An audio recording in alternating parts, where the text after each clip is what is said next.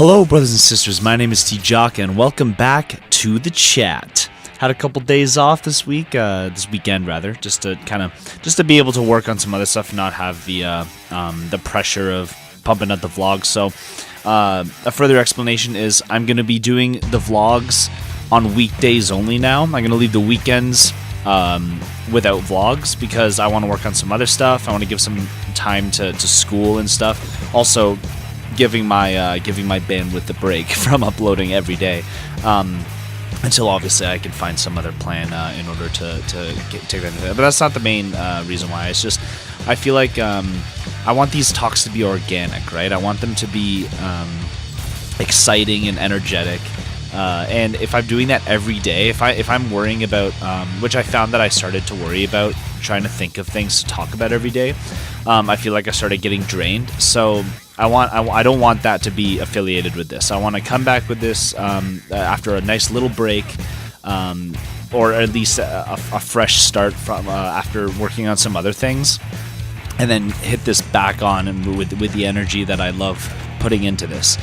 So today I wanted to talk a little bit about nostalgia. Now, nostalgia, if anybody doesn't really know the word, I can guarantee that you've felt it before. Though it's when you experience something of the past. So it could be any kind of stimulant for your senses, either a smell, a taste, a sound. Usually, a lot of people get waves of nostalgia when they hear a song that they listened to years ago and they hadn't listened to it in a long time. Basically, it's kind of a feeling where it's kind of a it whisks you away back into that time of where you were when you were experiencing that specific stimulus. So when you ate cinnamon buns for the first time and then you haven't had them in years, right? And then you smell them and you go, oh man, I haven't had these in years, and then you can recall almost instantly, and almost just floods back to you sometimes the situation that you were in while you were eating those cinnamon buns.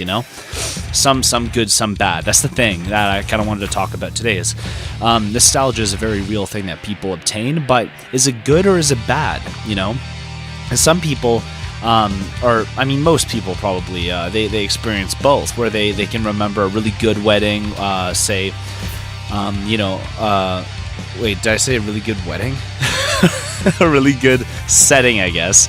I was going to use a wedding as an example, where if you've gotten married and it was the happiest day of your life. 20 years later, who knows? Maybe you've split with your spouse, or maybe you're still together but things aren't working, or even things are good, but then you experience something that was relative to that day, that wedding day, and then you get a hit of the same feeling that you felt that day. It's very strange. It's almost like I feel like it's kind of conditioning. It's conditioning your brain unknowingly to feel a certain way when you experience that stimulus, right? So hell, if you had cinnamon buns at the wedding service, right? And then you love those damn cinnamon buns, and you were loving the shit out of your wife or husband, and you were just having a great time. 20 years later, you haven't had cinnamon buns in ages for some reason, and then finally you go to some job outing, and there they are, just on a platter. You go up, you sniff them, you're like, wow, oh my god, I remember how happy I was. It's a conditioning, isn't it? And you don't really realize that until it happens, maybe. But either way, it's really cool. However, it could happen on the opposite way too, where you could experience something that's negative. I looked up kind of some articles and stuff. I can leave the links in the description if you guys are interested. But I looked up, what's the cause of nostalgia, right? And it is pretty obvious, but this one block, the first thing in Google, it's by a website called www.psychologytoday.com. They state that although homesickness is a lone translation of nostalgia, so apparently homesickness it's a form of nostalgia, which makes sense because if you experience loneliness, you have a desire of a different feeling that you would rather desire, or that you do desire more to be in when you're back at home, right? So it referred, and this is the article again, it refers more specifically to the distress of or impairment caused by an actual or anticipated separation from home. So that makes sense, is that being away from home for a long time, or maybe even a short time, depending on how you are with that, can be the stimulus to feeling the nostalgia of being at home. So that could be that could be a negative influence of the phenomenon that is nostalgia. Regret is a conscious negative emotional reaction to past actions or lack thereof. Regret is a conscious negative emotional reaction to past actions or lack thereof. So I guess regret could be another kind of subtle cousin to nostalgia, if you think about it, where if you did something back then that you regret, or that you at the moment of time you knew that it was the wrong thing to do, that you thought it was the wrong thing to do, but you did it anyway, and then years later you can still remember that moment and remember how you felt, because it's almost like a betrayal when you do something that you know is or that you feel like is the wrong thing to do. So that feeling could come back, and it is named regret. So that makes sense too. I have another article here, which is also an article just explaining nostalgia and why people get it, etc. This one's from ScienceFriday.com. And it states that, while certain smells or sights inspire nostalgia, less obvious triggers, born from the mind rather than the environment, seem to be more frequent and powerful. I guess that could be considered regret. And maybe another kind of, what about a positive? What about simple happiness? I mean, maybe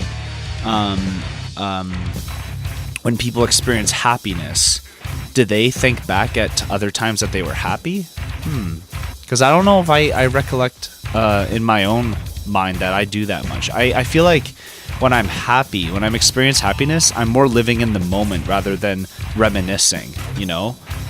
With regret, obviously that is a past tense thing. I'm regretting something that has happened that I did or didn't do back then, right? But that raises the question too, is that when people are upset, I feel like when people are upset, when they're sad, they start thinking about other things that make them sad. I don't exactly know why that happens, but it seems like it happens a lot, at least with the people that I've talked to. It happens to me too. When I'm upset, it's almost like my mind wants to keep getting more upset, so it starts thinking about more and more things. And it happens when I'm angry, yada yada. But when I'm happy, I only think about that one thing that's happening, which is interesting. However, I do have friends that do list off all the good things that are happening in sequence as of late, but not necessarily a nostalgia-related one, where somebody will experience something that makes them happy, and then they'll immediately remember a time way back when they felt the same feeling, you know? Which is, it's kind of interesting. I feel like maybe nostalgia. Yeah, I mean, obviously it has to do with each individual perception of time, because time is a very strong element in nostalgia. It's literally about reminiscing something that happened in the past and then feeling the same way that you felt during that moment. But with happiness, it's strict. It seems that it's pretty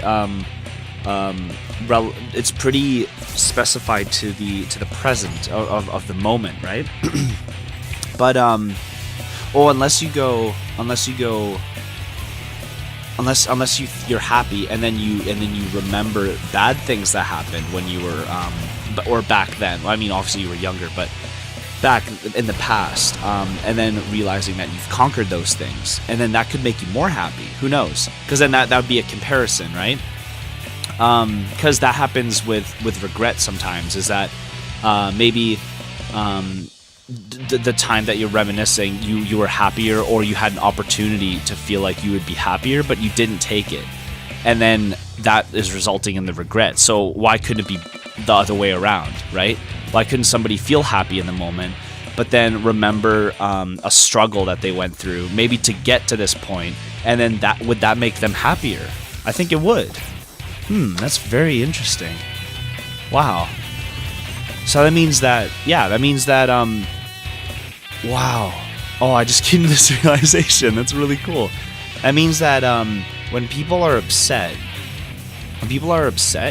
and when their mind starts going elsewhere and getting more upset about things and overwhelming themselves, that get them angry or anxious, that means that the most upset they can get in that session, they can get equally as happy if they try.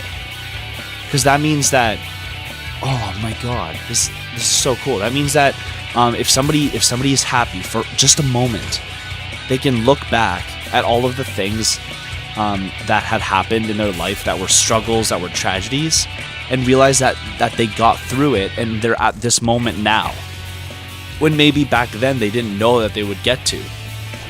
Wow. I'm legit kind of bewildered at that. That's really cool. Huh. Wow. Well, sorry. I'm gonna do some more thinking about that later. But before I close the vlog, I kind of wanted to touch on deja vu. Sorry, I'm still thinking about that. I think that's really cool. That might just be me, but I think it's really cool. But deja vu, it may people have experienced that too. But if you don't know what it means, it is when you presently experience something that you feel like you've experienced before. So this means that I could be playing, or I'll go to someone's house, right? And then I feel like I've never been to this person's house before, but then when I go in, the house seems familiar. So that could mean a plethora of things, that I've been in a similar house, that I have been to that house but I forgot, just a whole bunch of reasons. But the thing is that memory is actually it's flawed. It's pretty flawed. You forget more than you realize, and you subconsciously sub in little pieces into your memories in order to kind of piece them together. It's almost like a puzzle, but some of the pieces are missing, but then you've taken pieces from other puzzles and tried to fit them into that one puzzle.